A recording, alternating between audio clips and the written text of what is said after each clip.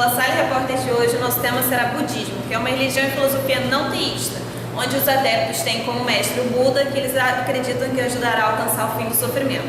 Essa religião tem como base das suas tradições três joias, que o Buda como seu mestre, o Dharma como os ensinamentos baseados nas leis universais e o Sangha, que é a comunidade budismo. Vamos agora com o nosso correspondente Rafael Santarém, que fala da Índia. Boa noite, Giovana. Boa noite para todos vocês no Brasil. Bom dia para a gente aqui na Índia. Eu estou com um professor de campo, Guilherme Valente, que vai falar um pouquinho para a gente sobre a origem do budismo. Bom dia, cara. Bom dia, Rafael. Bom dia, Giovana. Bom dia, Brasil. O principal ponto aqui é dizer que o budismo não é só uma religião. Mas é uma religião, desculpa. Exatamente, ele é uma religião. Mas a principal ideia é a ideia filosófica do budismo, ou seja, ele é um guia espiritual. Você pode muito bem ter o budismo como sua religião, mas seguir outras religiões também, devido ao fato dele ser um guia espiritual criado por ser católico e ser budista. Exatamente, você pode ser católico, você pode ser protestante, você pode ser o que você quiser, porém você pode seguir o budismo, que a principal ideia do budismo estão nos princípios, né? A origem do budismo se deu no início, está ligada ao hinduísmo, né? Muita gente não sabe isso, ligado ao hinduísmo na região da Índia, foi criado por Buda, e que todos acreditavam que era a reencarnação do avatar Vishnu, né? Esta religião teve seu crescimento interrompido na Índia a partir do século VII, depois de Cristo, com o avanço do islamismo e com a formação de grande império árabe. Mesmo assim, os ensinamentos cresceram e se espalharam pela Ásia. Isso é bem importante observar. Em cada cultura foi adaptado ganhando características próprias de cada região. A ideia principal do budismo é a ideia do karma. O que seria isso? A pessoa, em vidas passadas, cometeu alguns problemas, algumas coisas que não deveria, e ela fica sucessivamente tendo que passar por esse karma em cada vida posterior. Muitos acreditam que o budismo que você pode encarnar em animais, né? No budismo você pode encarnar em animais. Por isso a dieta vegetariana é adotada na religião do budismo. E por último, para terminar aqui, para fechar, para vocês entenderem bem, seria a ideia de como você acabar com o karma, né? Você precisa percorrer alguns caminhos, e sendo esse principal caminho a meditação. Esse é o que Buda se empregava mais, você meditar para você conseguir se livrar desse karma. Então é isso aí. E agora você, Giovana. Obrigada, Rafael. Estamos aqui comigo um professor especialista no budismo, Guilherme Moron. Obrigado por ter vindo. Vai estar nos explicando os mistérios e os sagrados dessa filosofia. Muito obrigado por me chamar a fazer parte desse programa esclarecedor sobre a religião budista. Para falar um pouco sobre os sagrados dentro da filosofia budista, eu gosto de destacar 5 elementos principais. Seriam os elementos sagrados, os livros sagrados, os ritos, os lugares sagrados e os símbolos. E para começar, eu costumo falar dos elementos.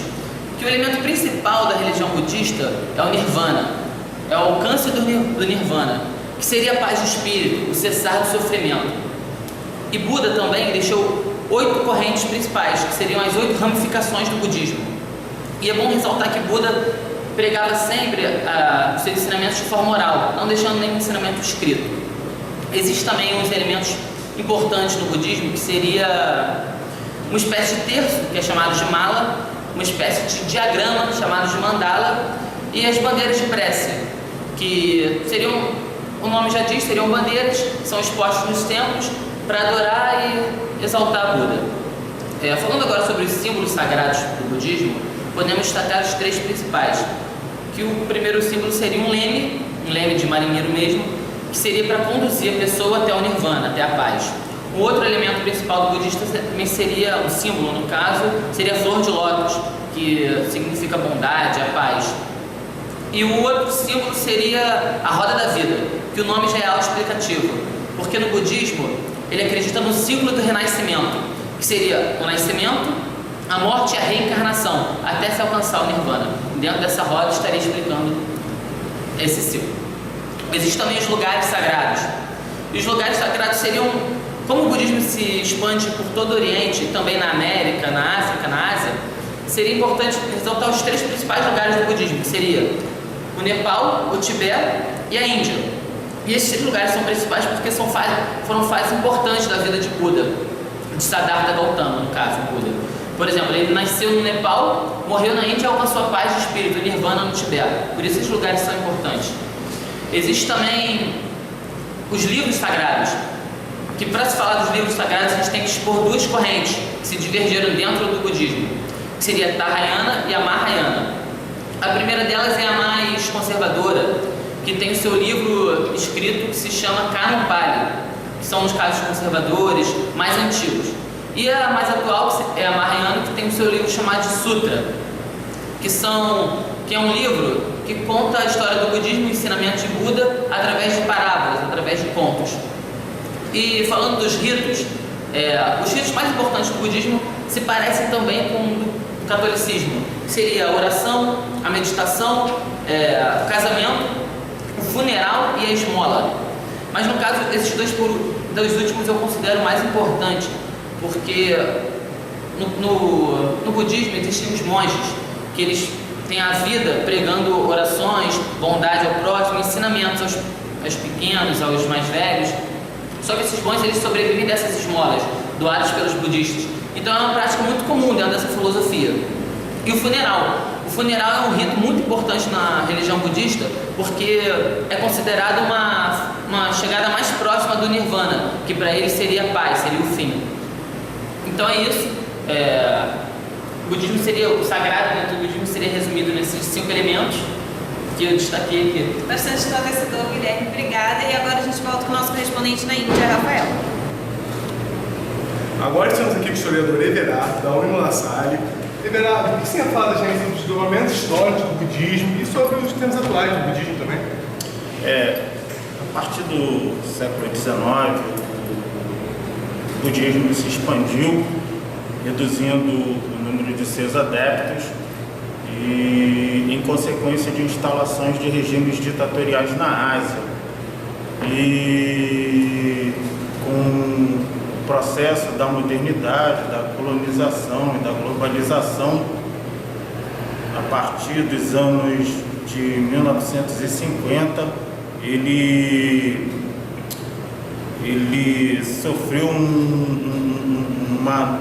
podemos dizer, uma mutação, adquirindo uma nova característica, que é a do engajamento social, que é uma expressão até criada pelo líder vietnamita budista Nam Thich Nhat, e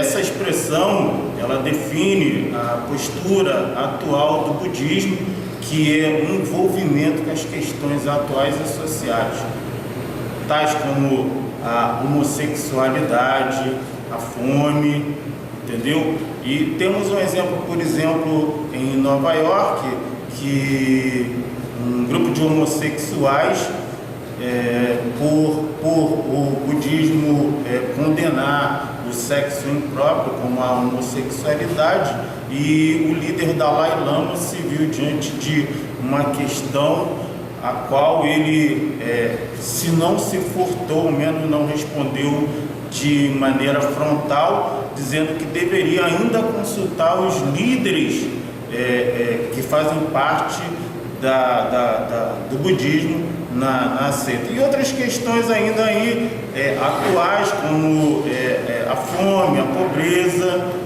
e o budismo procura, de certa forma, influenciar as questões sociais e atuais, de maneira também a criar uma permanência do budismo na sociedade atual. Obrigado, Gerardo. E agora estamos com o professor de ecumenismo, Elenilson Coelho. Tudo bom, Elenilson? Tudo bem. Elenilson, quem foi o primeiro Buda? O primeiro Buda registrado na história é conhecido como Siddhartha Gautama, o famoso Sakyamuni. Sakyamuni buscava a resposta para os sofrimentos históricos básicos da vida: envelhecer, adoentar e morrer. Quando finalmente descobriu as respostas, iluminou-se e despertou para a essência da vida. Todas as pessoas são também Budas, na ideia de Sakyamuni. Daí em diante, ensinou e propagou suas ideias, e a compilação de seu ensinamento, exemplo de vida, tornou-se o budismo. A felicidade da humanidade era o principal objetivo de Sakyamuni. E quem foram os seguidores dessa criança? Nos primeiros 500 anos desse milênio, A crença no budismo foi praticada particularmente por monges e freiras indianas. E seu ensinamento tinha como fundamento os sutras que enfrentavam a fidelidade aos preceitos. Após o falecimento de Sakyamuni, é só uma curiosidade, atitude de curiosidade. Após o falecimento de Sakyamuni, o budismo foi primeiramente propagado em toda a Índia e depois nos países vizinhos. Como após a morte dele, muitos seguidores acabaram esquecendo dos ensinamentos que Sakyamuni propagou na época, novas escolas apareceram em sucessão, louvando os poderes de Budas imaginários ou negando a necessidade de estudar a doutrina ou de realizar a prática do budismo. O verdadeiro espírito do budismo havia sido totalmente esquecido por volta do início do século XVIII, no Japão. Em meio a essa confusão, Nichiren Daishonin. Desculpa, tivemos problema de sinal. Voltamos aqui com o professor Elenilson. Desculpa, Elenilson. Pode continuar, por Sem favor. problema, a gente sabe que isso acontece. Só para finalizar aqui, o Nichiren Daishonin que seguiu com ensinamentos e novos ideais ao budismo. Por volta dessa mesma época, o budismo da Índia acabou sofrendo o impacto do islamismo da região oeste e desapareceu. Embora esse budismo já viesse mantendo uma subsistência conjunta com o esoterismo desde a extinção dos sucessores de Sakyamuni. Agora voltamos ao Brasil. O Giovanna. Obrigada, Rafael. Boa noite, gente. Até a próxima edição do La Salle Report.